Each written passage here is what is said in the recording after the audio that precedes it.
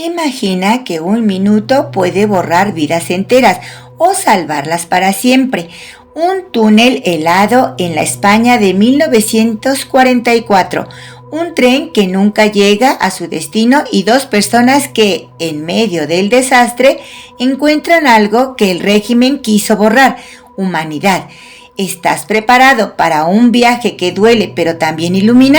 Bienvenidos a un nuevo episodio de Te Resumimos Libros. Hoy nos metemos de lleno en la obra de José Antonio Lucero, un autor que parece tener dos almas, una que enciende la curiosidad en niños con historias de inventos maravillosos y otra que rescata del olvido tragedias que España prefirió silenciar. En esta ocasión hablaremos en exclusiva de su novela para adultos, La vida en un minuto. La vida en un minuto parte de un hecho real que casi nadie conoce: el accidente de tren de Torre del Bierzo, el 3 de enero de 1944, el peor desastre ferroviario de la historia de España. Más de 500 muertos, según las estimaciones más altas. Un tren abarrotado de gente que volvía del frente, de permisos, de trabajos forzados y un choque en un túnel que se convirtió en infierno. Pero lo más escalofriante no fue el accidente en sí, fue el silencio. La censura franquista prohibió hablar de él. No hubo cifras oficiales claras, no hubo luto público, no hubo investigación seria. Quedó enterrado bajo la losa del régimen y Lucero lo rescata. No con un ensayo histórico, sino con una novela. Eso es lo potente. Usa la ficción para devolverle voz a una tragedia silenciada. Los protagonistas son dos supervivientes que viajan en ese tren fatídico: Daniel Baldomero y Julita Smith de Martínez Turiño, dos personas que representan las dos Españas de la posguerra. Daniel es un joven sefardí. Su familia, pastores de León con raíces judías muy antiguas, había regresado de Grecia a España pensando que volvían a la tierra de sus antepasados. Pero llegó la guerra civil y todo se derrumbó. Daniel sobrevive en la miseria de las ruinas del Parque del Oeste en Madrid.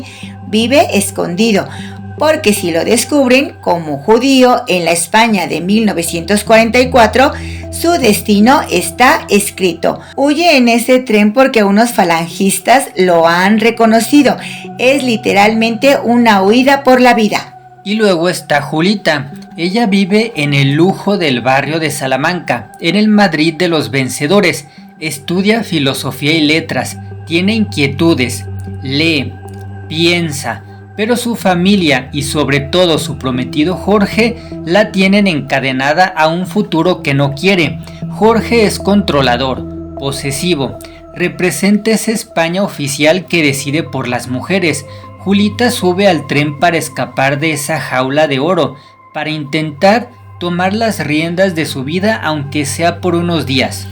Dos huidas distintas, dos mundos que nunca se habrían cruzado y de repente están en el mismo tren. Él en tercera clase, atestado entre gente humilde que viaja en condiciones infrahumanas. Ella en primera, con asientos cómodos pero igual de atrapada. Y en ese microcosmos que avanza por la España helada de enero de 1944, sus miradas se cruzan. Nace una complicidad inesperada, frágil, preciosa. La novela está dividida en 4 partes: la huida, el tren, el túnel y la llegada. Es casi cinematográfica. La primera parte establece quiénes son, por qué huyen. El tren es el desarrollo, conversaciones robadas, miradas, pequeños gestos que construyen una conexión profunda en muy poco tiempo. El túnel es el clímax, la catástrofe, y la llegada, eso es lo que más impactó, porque la novela no termina cuando el tren se estrella. Explora qué pasa después, cómo se reconstruye una vida cuando has sobrevivido a algo que debería haberte matado. Y ahí entra otro elemento genial, el cuaderno de Daniel. Durante el viaje escribe sus recuerdos, su vida antes de la guerra, la infancia en las montañas de León, su primer amor, la familia sefardí que volvió a Sefarat para encontrar otro exilio. Ese cuaderno lo lee otro personaje más adelante, y así Lucero entrelaza pasado y presente sin romper el ritmo. Nos hace entender que Daniel no es solo un superviviente, es el resultado de una historia truncada. Sí, y esa perspectiva sefardí es una de las grandes aportaciones. No es habitual ver la guerra civil y la posguerra desde los ojos de una comunidad judía que regresa a España y se encuentra atrapada en un conflicto ajeno. Añade una capa de desarraigo y tragedia que pocos libros tocan.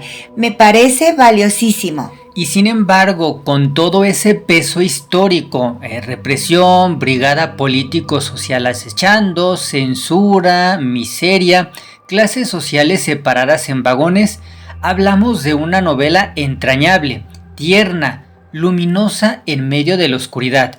¿Cómo lo consigue Lucero?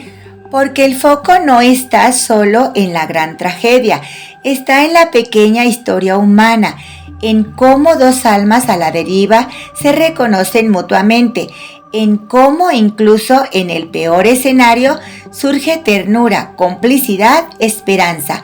El título lo dice todo, la vida en un minuto. Ese minuto puede ser el de la destrucción total, pero también el del encuentro que te cambia para siempre.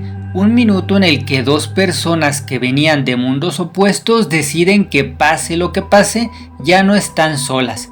Y eso es lo que hace que la novela no sea solo un relato de horror histórico, sea también un canto a la resiliencia, al amor que nace entre escombros.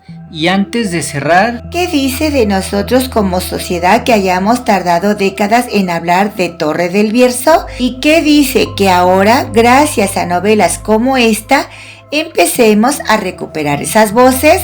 Porque al final la memoria no es solo recordar lo bonito, es también atreverse a mirar a lo que duele. Pues eso es todo por hoy. ¿Qué te ha parecido más impactante de esta novela?